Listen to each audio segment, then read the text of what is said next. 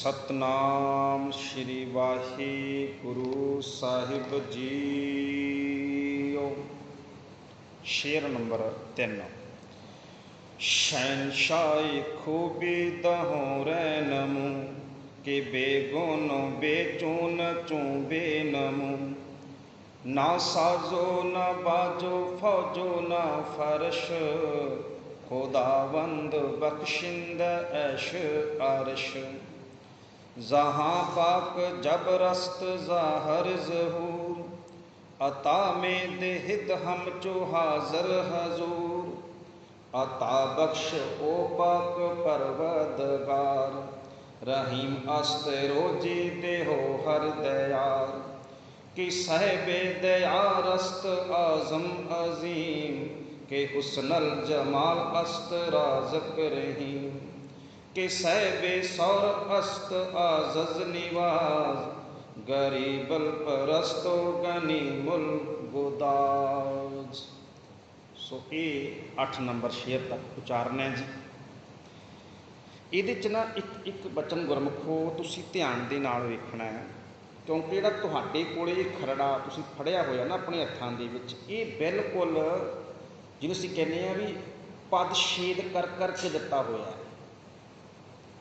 ਜਿਹੜਾ ਜਦੋਂ ਅਸੀਂ ਇਹਨੂੰ ਫਾਰਸੀ ਦੀ ਮੂਲ ਭਾਸ਼ਾ ਵਿੱਚ ਦੇਖਾਂਗੇ ਨਾ, ਉਦੋਂ ਜਿਵੇਂ ਜਿਹੜਾ ਤੁਹਾਡੇ ਕੋਲੇ ਹੈ 7ਵਾਂ ਤੁਸੀਂ ਦੇਖੋ, 7ਵਾਂ ਸ਼ੇਰ ਹੈ ਜੋ ਕਿ ਸਾਹਿਬੇ ਦਿਆਰ ਅਸਤ ਆਜ਼ਮ ਅਜ਼ੀਮ। ਦਿਆਰ ਤੇ ਅਸਤ ਵੱਖੋ ਵੱਖਰਾ ਹੈ, ਪਰ ਅਸਲ ਸ਼ਬਦ ਕੀ ਹੈ? ਦਿਆਰਸਤ। ਦਿਆਰਸਤ, ਉਹਨੂੰ ਦਿਆਰਸਤ ਨੂੰ ਪਦਛੇਦ ਕਰਕੇ ਦਿਆਰ ਤੇ ਅਸਤ ਦੋ ਵੱਖੋ ਵੱਖਰੇ ਕਰ ਦਿੱਤਾ ਗਿਆ ਵੀ ਸੌਖ ਨਾਲ ਸਮਝ ਲੱਗੇ। ਹੈ ਸ਼ਬਦ ਇਹ ਦਿਆਰਸਤ, ਤੋਂ ਮੈਂ ਇਹਨੂੰ ਦਿਆਰਸਤ ਹੀ ਪੜ੍ਹਿਆ ਜੀ, ਇਸ ਕਰਕੇ ਉਸੇ ਤਰੀਕੇ ਨਾਲ ਜੋ ਮੂਲ ਭਾਸ਼ਾ ਹੈ। ਧੰਨ ਗੁਰੂ ਕਲਗੀਧਰ ਪਾਤਸ਼ਾਹ ਔਰੰਗਜ਼ੇਬ ਨੂੰ ਪਰਮਾਤਮਾ ਦੀਆਂ ਸਿਫਤਾਂ, ਉਹ ਪਰਮਾਤਮਾ ਦੇ ਗੁਣ ਸਮਝਾ ਰਹੇ ਹੈ। ਕਿਉਂ ਸਮਝਾ ਰਹੇ ਹੈ? ਇਹ ਸਮਝੋ ਬੇਨਤੀ। ਇਸ ਕਾਰਨ ਸਮਝਾ ਰਹੇ ਆ ਵੀ ਔਰੰਗਜ਼ੇਬ ਕਹਿੰਦਾ ਵੀ ਮੇਰੇ ਤੋਂ, ਜਿਵੇਂ ਇੱਕ ਬਾਦਸ਼ਾਹ ਹੁੰਦਾ ਨਾ, ਉਹ ਕਹਿੰਦਾ ਵੀ ਮੇਰੇ ਹੁਕਮ ਤੋਂ ਬਿਨਾਂ, ਮੇਰੇ ਆਰਡਰ ਤੋਂ ਬਿਨਾਂ ਪੱਤਾ ਵੀ ਨਹੀਂ ਹਿਲਦਾ, ਸਭ ਕੁਛ ਮੇਰੇ ਹੱਥ ਦੇ ਵਿੱਚ ਹੈ। ਤੇ ਗੁਰੂ ਕਲਗੀਧਰ ਪਾਤਸ਼ਾਹ ਔਰੰਗਜ਼ੇਬ ਨੂੰ ਪਰਮਾਤਮਾ ਦੀਆਂ ਇਹ ਸਿਫਤਾਂ ਕਰਕੇ ਸਮਝਾ ਰਹੇ ਨੇ ਵੀ ਹੇ ਔਰੰਗਜ਼ੇਬ, ਮਤਾ ਤੂੰ ਸਮਝ, ਤੂੰ ਬਾਦਸ਼ਾਹ ਤੇ ਸਭ ਕੁਝ ਤੇਰੇ ਹੱਥ ਹੈ, ਤੇਰੇ ਹੱਥ ਕੁਝ ਵੀ ਨਹੀਂ ਹੈ। ਅਸਲ ਦੁਨੀਆ ਦਾ ਬਾਦਸ਼ਾਹ ਕੇਵਲ ਇੱਕ ਉਹ ਪਰਮਾਤਮਾ ਹੈ। ਤੂੰ ਸਮਝ ਰਿਹਾ ਬਾਦਸ਼ਾਹ ਆਪਣੇ ਆਪ ਨੂੰ। ਜਿਹੜਾ ਔਰੰਗਜ਼ੇਬ ਹੈ ਨਾ, ਔਰੰਗਜ਼ੇਬ ਇੱਕ ਪਦਵੀ ਹੈ। ਔਰੰਗਜ਼ੇਬ ਦਾ ਅਰਥ ਹੁੰਦਾ ਤਖਤ ਦੀ ਸ਼ੋਭਾ। ਨਾਮ ਤੋਂ ਦਾ ਕੁਛ ਹੋਰ ਸੀ, ਤਖਤ ਦੀ ਸ਼ੋਭਾ, ਇਹਦਾ ਕਰਕੇ। ਤੋ ਪਾਤਸ਼ਾਹ ਕਹਿੰਦੇ ਨੇ, ਤੀਸਰਾ ਜੋ ਸ਼ੇਰ ਹੈ ਧਿਆਨ ਦਿਓ कि शहनशाह खूबी दहों रहनमू। शहनशाह खूबी, शहनशाह का अर्थ होंदा बादशाह, खूबी का अर्थ होंदा गुण। जिहड़ा वो एक परमात्मा ना, शहनशाह बादशाह दियां खूबियां ते केवल उस एक परमात्मा दे विच ही है। भावें तू औरंगजेब बादशाह अखवा रहे हैं, शहनशाह अखवा रहे हैं, पर औरंगजेब तेरे अंदर खूबी, तेरे अंदर गुण नहीं है बादशाह वाले। बादशाह वालियां खूबियां केवल उस एक परमात्मा दे विच ही हुंदियां ने। शहनशाह खूबी, शहनशाह वाले गुण ने, शहनशाह वालियां खूबियां ने उस एक खुदा दे विच। दहो रहनमू, दहो रहनमू, रहनमू का जिहड़ा शब्द है ये बनया है अगवाई तो। रहनमू, रहनुमा शब्द है एक। रहनुमा की हुंदा अगवाई करने वाला। तो रहनमू इस दुनिया दी, दहो रहनमू इस दुनिया दी अगवाई करने वाला केवल वो आप एक परमात्मा, एक खुदा ही है। कि बेगोनो बेचूनो चूबे नमू, कहती नहीं कि बेगुण रंग रहत। बेगुण का की अर्थ है? रंग रहत, वह कोई रंग नहीं है, कोई रूप नहीं है। बेचून, बेचून का अर्थ है चिन्ह रहत। चिन्ह ने ना, जिमें जिमें असी जाप साहब की बाणी पढ़ते हैं, चक्कर चिन्ह अर वर्ण जात अर पात नहन जे नहीं हन, ਉਹਦੇ कोई चक्कर नहीं, कोई चिन्ह नहीं, रंग नहीं है, कोई रूप नहीं है ਉਹਦਾ। ਉਹੀ बचन पातशाह इत्थे समझा रहे ने कि बेगुन बेचून चूं बेनमू। बेनमू का अर्थ होंदा अदुੱਤੀ, हैरान करने वाला। वो परमात्मा जिहड़ा खुदा है, कहन लगे वो रंग रहता है, उसका कोई रंग रूप नहीं है। बेचून वो चिन्ह तो रहता है, उसका कोई चिन्ह नहीं है। तीसरा बेनमू वो अदुੱਤੀ है, उस वर्ग, अदुੱਤ का की अर्थ होंदा जिस वर्गा कोई होर ना होवे। अदुੱਤੀ वो खुदा है, अदुੱਤੀ है, ਉਹਦੇ वर्गा कोई दूसरा नहीं हो सकता। ना साजो ना बाजो फौजो ना फरश। ये गुरमुखो जो मैं पढ़िया तुहाडे कोल थोड़ा जिहा फर्क दे विच, तुहाडे कोल ना दो वारी आया, क्योंकि ये समझाउण दे लई इदां करता गया भी कुछ भी नहीं है, ये भी नहीं है, वो भी नहीं है। पर इहदा जिहड़ा है मूल जिहड़ा पाठ है, ना साजो ना बाजो फौजो ना फर्श, क्योंकि जिहड़ा लय है, जिहड़ी लय है उसका समतोल बराबर रहे। इस करके खुदावंद बख्शिंदे ऐश अरश। आ बचन गुरमुखो बहुत समझण वाला है, बहुत ध्यान मंगदा। आ बचन गुरु कलगीधर पातशाह औरंगजेब नूं ताने दे रहे है। औरंगजेब की एक तरह के नाल तोहीन बेइज्जती, उसकी सच्चाई पेश कर रहे हैं एक पासे, दूजे पासे खुदा परमात्मा की गुणगान कर रहे हैं, तो तीजे पासे अपने हालातों नूं भी उस समय बाहरी तौर के उत्ते जो है वो बयान भी कर रहे हैं। की कह रहे हैं? ना साजो ना बाजो फौजो ना फरश। कहन लगे औरंगजेब तू समझिया सी, तू मेरे को सब कुछ खोलेगा तो तू जित जाएगा, पर देख ना साजो, साजो होंदा जंगी समान, वैसे साजो का अर्थ होंदा साज समान, पर इत्थे साजो का अर्थ बनेगा जंगी समान, फौजां तोहफा बंदूखां, जो अस्त्र ने शस्त्र ने, साजो जो फौज के साज ने, फौज का समान है। ना साजो ना बाजो, ना मेरे बाज है, बाज भी नहीं है, फौजो ना फर्श, ना मेरे को कोई फौज है। फर्श, फर्श का अर्थ होंदा धरती टकाना, ना मेरे को कोई फर्श है ना कोई टकाना है।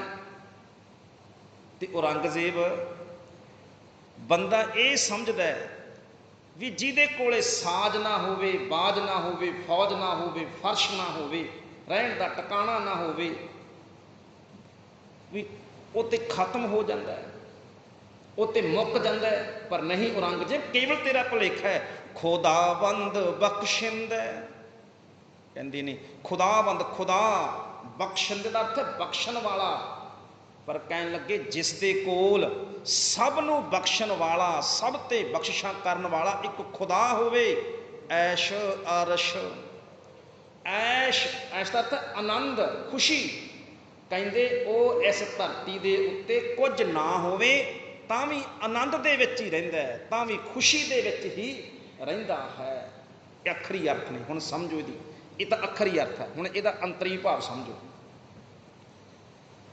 साजो ना बाजो, साज जिहदे कोल गुरमुखो जंग फौज नहीं होवेगी, शस्त्र नहीं होणगे, उहदे कोले बाज भी नहीं हो सकता। बाज, क्योंकि फौज ते साजो समान तो बिना बाज नहीं रखा जाता। गुरु कलगीधर सतगुरु पातशाह ने साडी जिंदगी ऐसी बनाई है, दुनिया तो सब तो वखरी, सब तो अदुੱਤੀ। जे परमात्मा अदुੱਤੀ है, जे गुरु अदुੱਤੀ है, कोई दूसरा उहदे वर्गा नहीं, तो गुरु ने अपना सिख भी अदुੱਤੀ बनाया, ये वर्गा भी दूसरा कोई नहीं है। बस ध्यान दिओ, ਜਦੋਂ ਅਸੀਂ ਸਿੱਖ ਇਤਿਹਾਸ ਪੜ੍ਹਦੇ ਹਾਂ ਨਾ, ਕਦੇ ਅਹਿਮਦ ਸ਼ਾਹ ਅਬਦਾਲੀ ਆਉਂਦਾ, ਸਿੱਖਾਂ ਨੂੰ ਮੈਂ ਸ਼ਾਇਦ ਇੱਕ ਦਿਨ ਸ਼ਾਮ ਦਿਨਾਂ 'ਚ ਬੇਨਤੀ ਕੀਤੀ ਸੀ, ਪੂਰੇ ਸਿੱਖ ਇਤਿਹਾਸ ਦੇ ਵਿੱਚ ਤੁਸੀਂ ਕਦੇ ਨਹੀਂ ਪੜ੍ਹੋਗੇ ਕਿਸੇ ਅੰਮ੍ਰਿਤਧਾਰੀ ਗੁਰੂ ਕੇ ਸਿੱਖ ਨੇ ਸਰਕਾਰ ਦਾ ਚੌਧਰਪੁਣਾ ਕਦੇ ਸੰਭਾਲਿਆ ਹੋਵੇ, ਪ੍ਰਵਾਨ ਕੀਤਾ ਹੋਵੇ।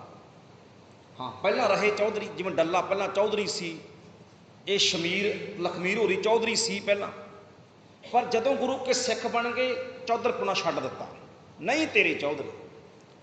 ਕਾਰਨ ਕੀ ਸੀ?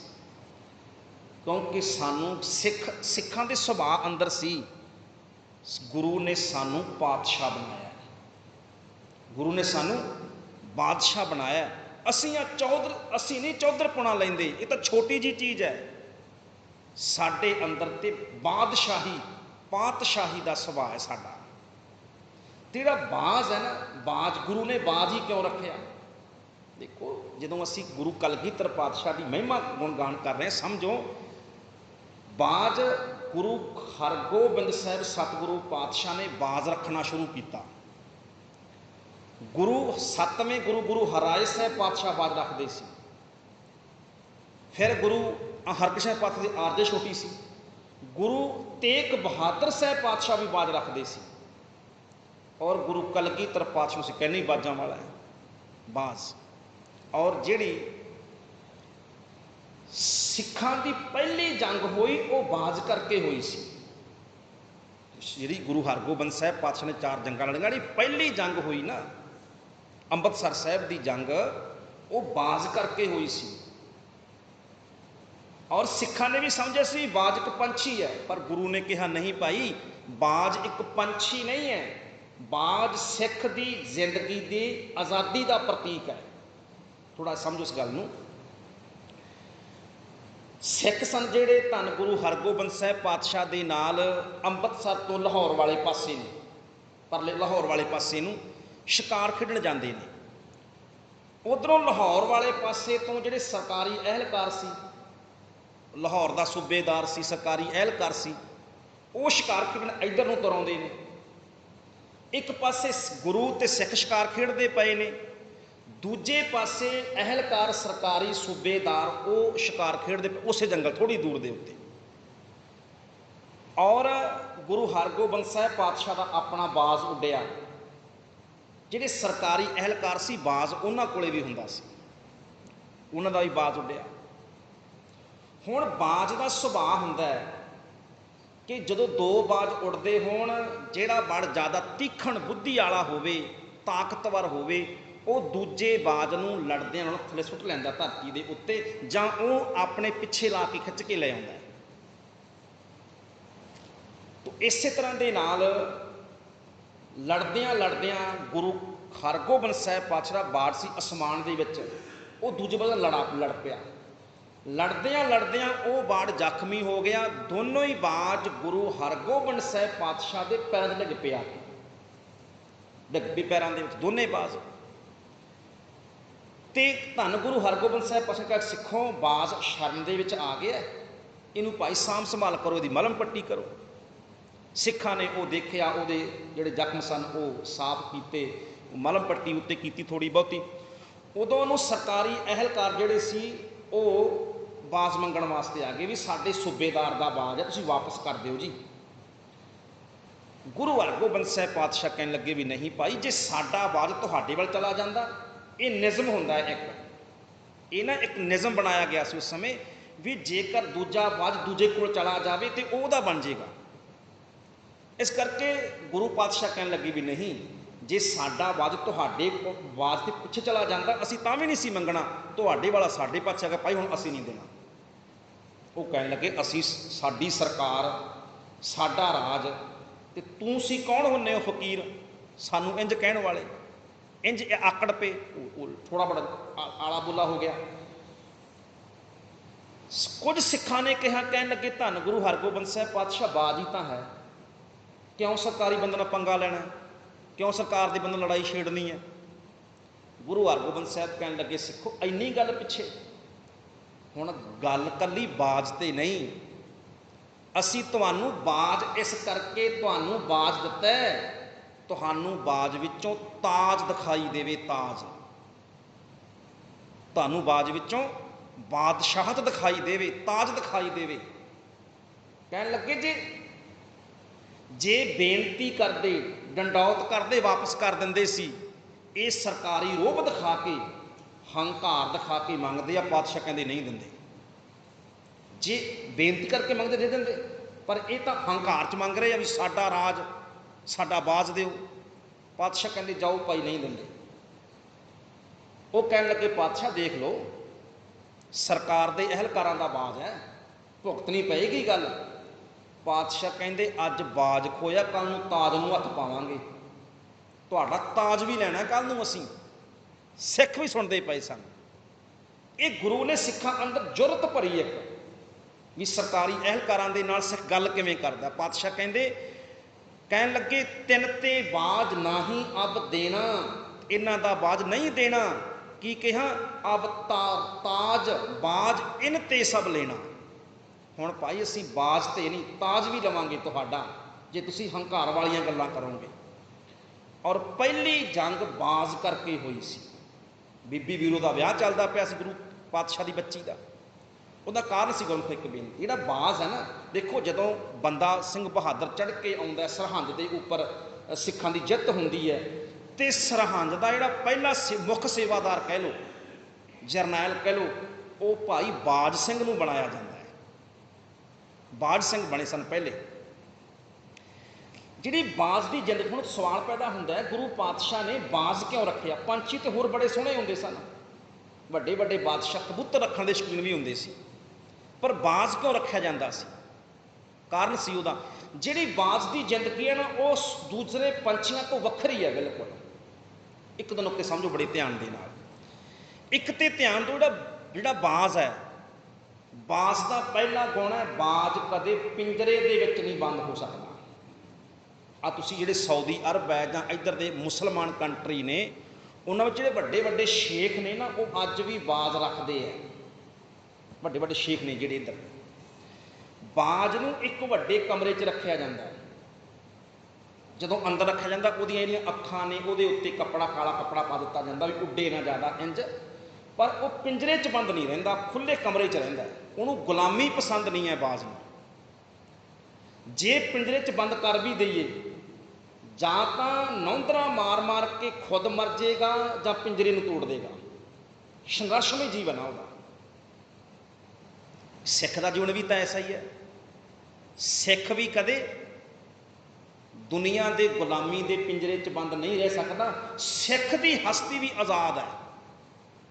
ਇਹ ਬਾਜ਼ ਵਰਗਾ, ਇਹ ਵੀ ਆਜ਼ਾਦ ਹੀ ਰਹਿੰਦਾ, ਕਦੇ ਕਿਸੇ ਦੁਨਿਆਵੀ ਸ਼ਰ੍ਹਾ ਦੇ, ਦੁਨਿਆਵੀ ਬਾਦਸ਼ਾਹਾਂ ਦੇ ਪਿੰਜਰੇ ਦੀ ਕੈਦ ਵਿੱਚ ਨਹੀਂ ਰਹਿੰਦਾ। ਇਹ ਵੀ ਸਦਾ ਆਜ਼ਾਦ ਵਿਚਰਦਾ ਹੈ, ਪਹਿਲਾ। ਦੂਸਰਾ, ਜਿਹੜਾ ਬਾਜ਼ ਹੈ ਨਾ, ਜ਼ਿੰਦਗੀ ਪਰ ਜਨਮ ਤੋਂ ਲੈ ਕੇ ਬਜ਼ੁਰਗੀ ਤੱਕ, ਮਰਨ ਤੱਕ, ਬਾਜ਼ ਦੀ ਜ਼ਿੰਦਗੀ 'ਚ ਕਦੇ ਆਲਸ ਨਹੀਂ ਹੈ। ਕੁਝ ਵਿਦਵਾਨ ਇਹ ਮੰਨਦੇ ਨੇ, ਜਦੋਂ ਥੋੜ੍ਹਾ ਜਿਹਾ ਬਾਜ਼ ਬੁੱਢਾ ਹੋ ਜਾਂਦਾ ਨਾ, ਜਿਹੜੀਆਂ ਉਹਦੇ ਪੰਖ ਨੇ ਉਹ ਜਵਾਬ ਦੇ ਜਾਂਦੇ ਆ। ਫਿਰ ਕੀ, ਉਹ ਜਿਹੜੇ ਨੌਂਦਰਾਂ ਹੁੰਦੀਆਂ ਨੇ, ਨੌ ਹੁੰਦੇ ਨੇ, ਉਹ ਨਕਾਰਾ ਹੋ ਜਾਂਦੇ ਵੱਧ ਵੱਧ ਕੇ। ਤੇ ਕਹਿੰਦੇ ਦੂਜੇ ਪੰਛੀ ਤਾਂ ਹਾਰ ਮੰਨ ਜਾਂਦੇ, ਪਰ ਬਾਜ਼ ਹਾਰ ਨਹੀਂ ਮੰਨਦਾ। ਕਿਉਂ? ਅਸੀਂ ਕਹਿੰਦੇ ਹਾਂ ਗੁਰੂ ਕਲਗੀਧਰ ਪਾਤਸ਼ਾਹ ਨੇ ਬਾਜ਼ ਰੱਖਿਆ। ਸਮਝੋ ਜੀ ਬੇਨਤੀ। ਬਾਜ਼ ਉਡਾਰੀ ਮਾਰਦਾ ਤੇ ਉੱਚੇ ਪਹਾੜ ਤੇ ਜਾ ਕੇ ਬੈਠਦਾ। ਪਹਾੜ ਦੇ ਉੱਤੇ, ਪਹਾੜ ਤੇ ਜਾ ਕੇ ਬੈਠ ਕੇ ਦੁਨੀਆ ਦੇ ਲੋਕ ਕਹਿੰਦੇ ਆ ਵੀ ਇਹ ਹਾਰ ਗਿਆ ਹੋਣਾ, ਹੁਣ ਜ਼ਿੰਦਗੀ, ਬੁੱਢਾ ਹੋ ਗਿਆ।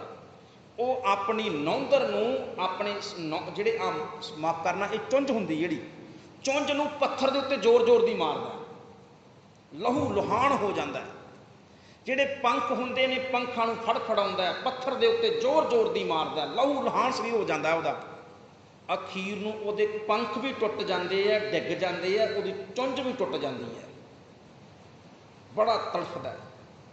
ਪਰ ਉਸ ਤੋਂ ਬਾਅਦ ਫਿਰ ਕਈ ਮਹੀਨੇ ਉਹ ਕਿਤੇ ਬਾਹਰ ਨਹੀਂ ਨਿਕਲਦਾ। ਜਦੋਂ ਬਾਹਰ ਨਿਕਲਦਾ, ਉਹਦੀ ਚੁੰਝ ਨਵੀਂ ਪੈਦਾ ਹੋ ਜਾਂਦੀ ਹੈ, ਉਹਦੇ ਨਵੇਂ ਪੰਖ ਪੈਦਾ ਹੋ ਜਾਂਦੇ ਆ, ਤੇ ਨਵੀਂ ਚੁੰਝ ਦੇ ਨਾਲ, ਨਵੇਂ ਪੰਖਾਂ ਦੇ ਨਾਲ ਫਿਰ ਉਹ ਇੱਕ ਨਵੀਂ ਉਡਾਰੀ ਮਾਰਦਾ। ਤੇ ਦੁਨੀਆ ਦੇ ਭੁਲੇਖੇ ਦੂਰ ਕਰ ਦਿੰਦਾ ਹੈ। ਜਿਹੜੀ ਦੁਨੀਆ ਕਹਿੰਦੀ ਸੀ ਬਾਜ਼ ਬੁੱਢਾ ਹੋ ਗਿਆ, ਨਕੰਮਾ ਹੋ ਗਿਆ, ਨਕਾਰਾ ਹੋ ਗਿਆ, ਉਹਨਾਂ ਨੂੰ ਦਿਖਾਉਂਦਾ ਹੈ ਨਹੀਂ, ਆਹ ਦੇਖੋ ਮੈਂ ਨਵਾਂ ਬਣ ਕੇ ਆ ਗਿਆ। ਮਰ ਜਾਂਦਾ ਹੈ ਪਰ ਆਲਸ ਨਹੀਂ ਕਰਦਾ, ਰੋਜ਼ ਨਵੀਂ ਉਡਾਨ ਭਰਦਾ ਹੈ। ਤੇ ਸਿੱਖ ਦਾ ਜੀਵਨ ਵੀ ਐਸਾ ਹੀ ਹੈ। ਸਿੱਖ ਵੀ ਕਦੇ ਆਲਸੀ ਨਹੀਂ ਹੈ, ਸਿੱਖ ਵੀ ਕਦੇ ਨਿਰਾਸ਼ਾ ਵਿੱਚ ਨਹੀਂ ਹੋ ਸਕਦਾ, ਸਿੱਖ ਵੀ ਕਦੇ ਜ਼ਿੰਦਗੀ 'ਚੋਂ ਉਦਾਸ ਨਹੀਂ ਹੋ ਸਕਦਾ। ਇਸ ਕਰਕੇ ਪਾਤਸ਼ਾਹ ਗੁਰ ਕਾੜੋ ਸਿੱਖਾ ਖਾਏ ਸੋ ਭਲਕੇ ਉੱਠ ਹਰ ਨਾਮ ਤੇ ਆਵੇ। ਸਿੱਖ ਆਲਸੀ ਨਹੀਂ ਹੁੰਦਾ, ਉਦਾਸ ਨਹੀਂ ਹੁੰਦਾ, ਨਿਰਾਸ਼ਤਾ ਦੇ ਵਿੱਚ ਨਹੀਂ ਜਾਂਦਾ। ਧਿਆਨ। ਤੀਸਰਾ, ਜਿਹੜਾ ਬਾਜ਼ ਆ ਨਾ, ਬਾਜ਼ ਉੱਚੀ ਇੱਲ ਵੀ ਬਹੁਤ ਉੱਡਦੀ ਹੈ। ਜਿਹੜੀ ਇੱਲ ਹੈ ਬੜੀ ਉੱਚੀ ਉੱਡਦੀ ਹੈ, ਪਰ ਚੇਤਾ ਰੱਖੋ ਜਿਹੜੀ ਇੱਲ ਹੈ ਉਹ ਮਰੇ ਪਸ਼ੂ ਵੀ ਖਾ ਜਾਂਦੀ ਹੈ। ਬਾਜ਼ ਕਦੇ ਵੀ ਕਿਸੇ ਹੋਰ ਦਾ ਮਾਰਿਆ ਹੋਇਆ ਸ਼ਿਕਾਰ ਨਹੀਂ ਖਾਂਦਾ, ਜਦੋਂ ਵੀ ਖਾਂਦਾ ਖੁਦ ਸ਼ਿਕਾਰ ਕਰਕੇ ਖਾਂਦਾ। ਤੇ ਸਿੱਖ ਦਾ ਜੀਵਨ ਵੀ ਐਸਾ ਹੀ ਹੈ। ਸਿੱਖ ਵੀ ਖਾਂਦਾ ਤੇ ਖੁਦ ਦੀ ਕਮਾਈ ਕਰਕੇ ਖਾਂਦਾ, ਇਹ ਵੀ ਕਿਸੇ ਦਾ ਪਰਾਇਆ ਹੱਕ ਨਹੀਂ ਖਾਂਦਾ। ਗੁਰੂ ਨੇ ਕਿਹਾ ਹੱਕ ਪਰਾਇਆ ਨਾਨਕਾ ਉਸ ਸੂਅਰ ਉਸ ਗਾਏ, ਇਹ ਵੀ ਆਪਣਾ ਹੱਕ ਖਾਂਦਾ, ਇਹਦੀ ਜ਼ਿੰਦਗੀ ਬਾਜ਼ ਵਰਗੀ ਹੈ। ਚੌਥਾ, ਜਿਹੜਾ ਬਾਜ਼ ਹੈ ਸਭ ਤੋਂ ਉੱਚਾ ਉੱਡਦਾ।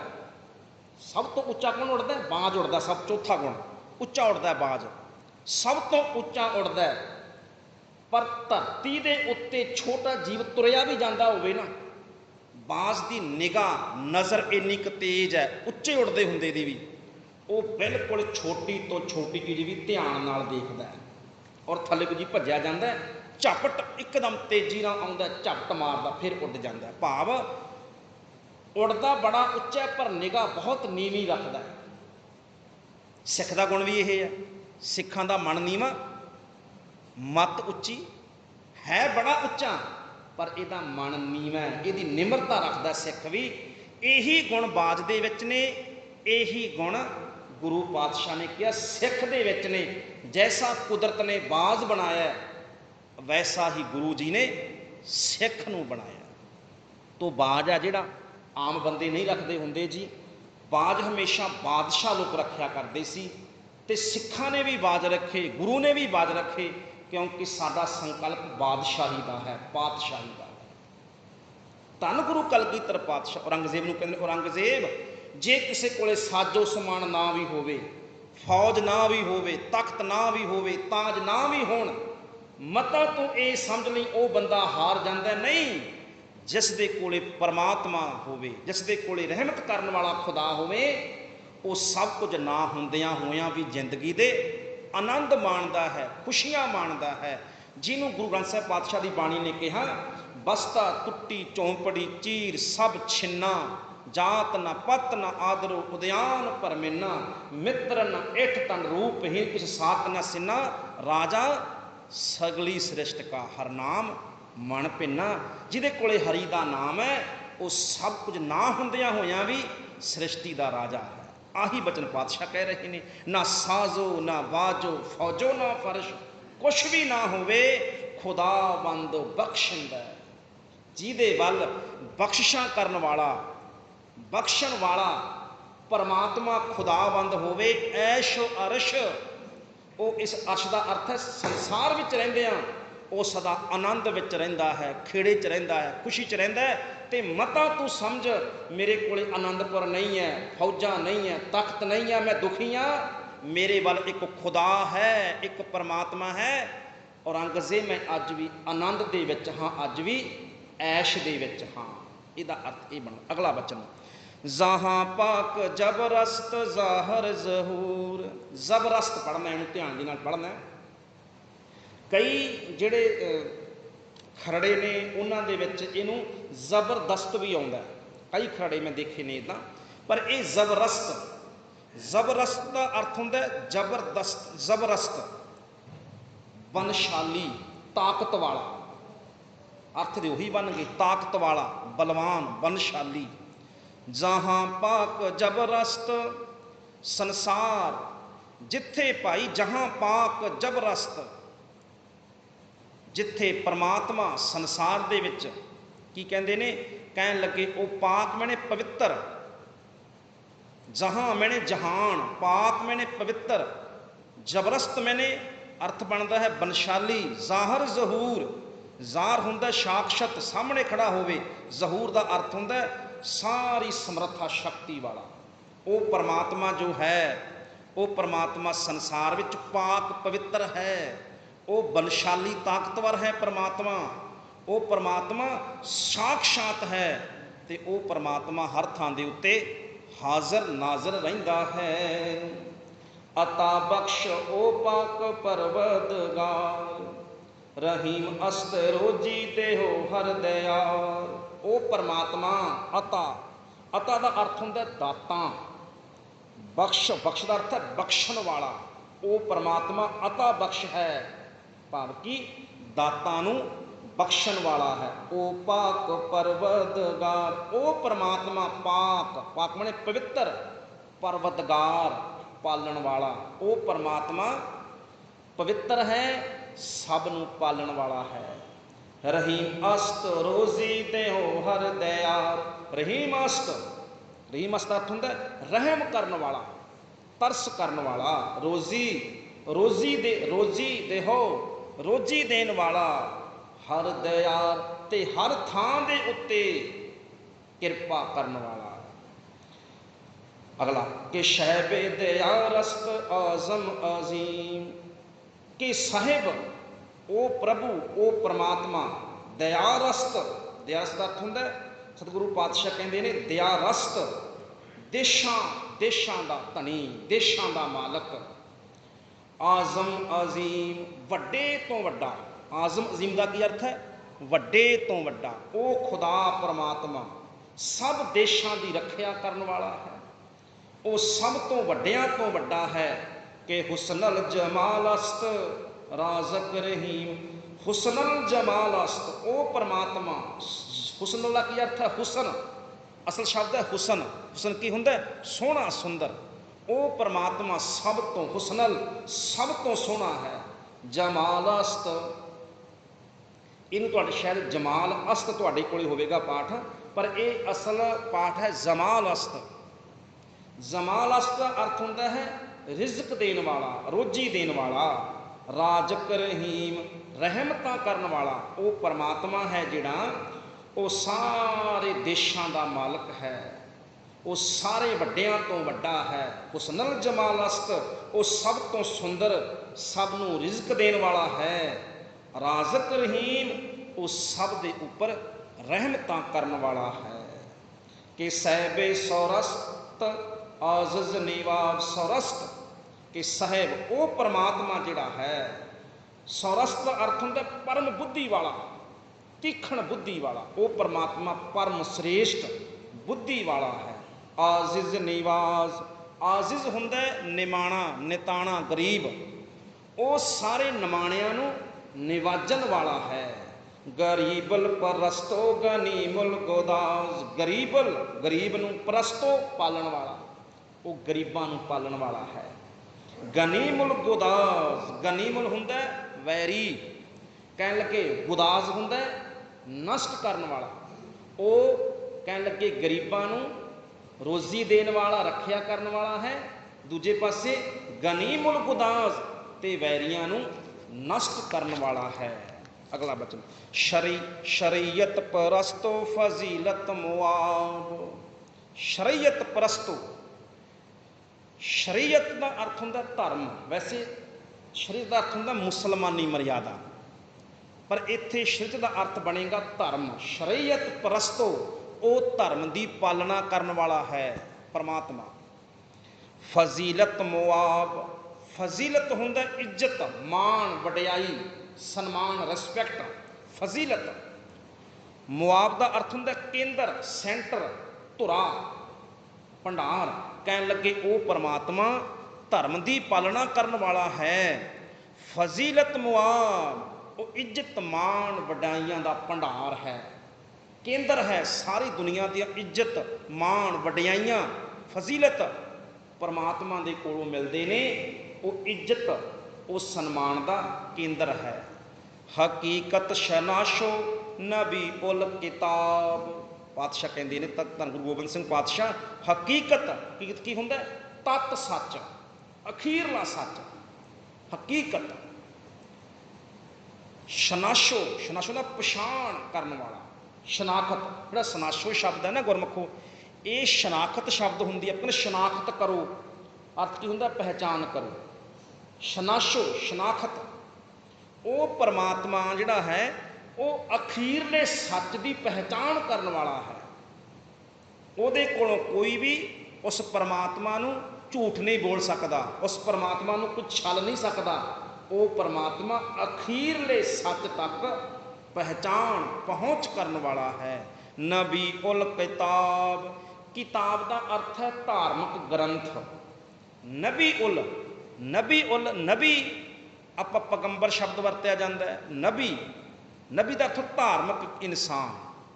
ਜਿੰਨੇ ਵੀ ਧਾਰਮਿਕ ਇਨਸਾਨ ਕਿਤਾਬਾਂ, ਧਾਰਮਿਕ ਗ੍ਰੰਥਾਂ ਦੀ ਰਚਨਾ ਕਰਦੇ ਨੇ, ਕੋਈ ਵੇਦਾਂ ਦੀ, ਸ਼ਾਸਤਰਾਂ ਦੀ, ਕੋਈ ਕੁਰਾਨ ਦੀ, ਕੋਈ ਪੁਰਾਣ ਦੀ, ਜਿੰਨੇ ਵੀ ਇਹ ਧਾਰਮਿਕ ਗ੍ਰੰਥਾਂ ਦੀ ਰਚਨਾ ਹੋਈ ਹੈ, ਨਬੀ ਉਲ ਕਿਤਾਬ ਕਹਿਣ ਲੱਗੇ ਇਹ ਗਿਆਨ ਦੀਆਂ ਕਿਤਾਬਾਂ ਦੇਣ ਵਾਲਾ ਵੀ ਕੇਵਲ ਉਹ ਇੱਕ ਪਰਮਾਤਮਾ ਹੀ ਹੈ। ਜਿਵੇਂ ਇਸੇ ਲਈ ਧੰਨ ਗੁਰੂ ਕਲਗੀ, ਧੰਨ ਗੁਰੂ ਗ੍ਰੰਥ ਸਾਹਿਬ ਪਾਤਸ਼ਾਹ ਦੀ ਬਾਣੀ, ਸਤਿਗੁਰੂ ਪਾਤਸ਼ਾਹ ਨੇ ਇਹ ਕਿਹਾ ਨਾ, ਕਹਿਣ ਲੱਗੇ ਦੁਨੀਆ ਦੇ ਲੋਗੋਂ ਮਤਾਂ ਸਮਝੋ, ਜਿਹੜੀ ਇਹ ਬਾਣੀ ਹੈ, ਇਹ ਬਾਣੀ ਮੈਂ ਆਪਣੇ ਕੋਲ ਰਚ ਰਿਹਾ। ਪਾਤਸ਼ਾਹ ਕਹਿੰਦੇ ਨਹੀਂ ਨਹੀਂ ਨਹੀਂ, ਜੈਸੀ ਮੈਂ ਆਵੈ ਖਸਮ ਕੀ ਬਾਣੀ, ਤੈਸੜਾ ਕਰੀ ਗਿਆਨ ਵੇ ਲਾਲੋ ਵੇ ਲਾਲੋ। ਮੈਂ ਉਹੀ ਗਿਆਨ ਦੇ ਰਿਹਾ ਜਿਹੜਾ ਉਸ ਖਸਮ ਦੇ ਦਰਗਾਹ ਦੇ ਵਿੱਚੋਂ ਤੁਰ ਤੋਂ ਆ ਰਿਹਾ। ਇਸ ਕਰਕੇ ਪਾਤਸ਼ਾਹ ਕਹਿੰਦੇ ਨਬੀ ਉਲ ਕਿਤਾਬ, ਨਬੀਆਂ ਨੂੰ ਇਹ ਧਾਰਮਿਕ ਗ੍ਰੰਥਾਂ ਦਾ ਗਿਆਨ ਦੇਣ ਵਾਲਾ ਵੀ ਕੇਵਲ ਉਹ ਇੱਕ ਪਰਮਾਤਮਾ ਹੀ ਹੈ।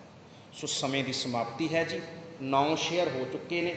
ਕੱਲ੍ਹ ਨੂੰ ਆਪਾਂ ਇੱਥੋਂ ਹੀ ਅਗਲਾ ਜਿਹੜੇ ਬਾਕੀ ਸ਼ੇਅਰ ਰਹਿੰਦੇ ਨੇ, ਔਰ ਉਸ ਤੋਂ ਬਾਅਦ ਜਿਹੜੀ ਦਾਸਤਾਨ ਸ਼ੁਰੂ ਹੁੰਦੀ ਹੈ ਇਤਿਹਾਸ ਦੀ, ਉਹ ਆਪਾਂ ਇੱਥੋਂ ਅੱਗੇ ਲੈ ਕੇ ਚੱਲਾਂਗੇ। ਸਤਿਗੁਰੂ ਪਾਤਸ਼ਾਹ ਕਿਰਪਾ ਕਰਨ।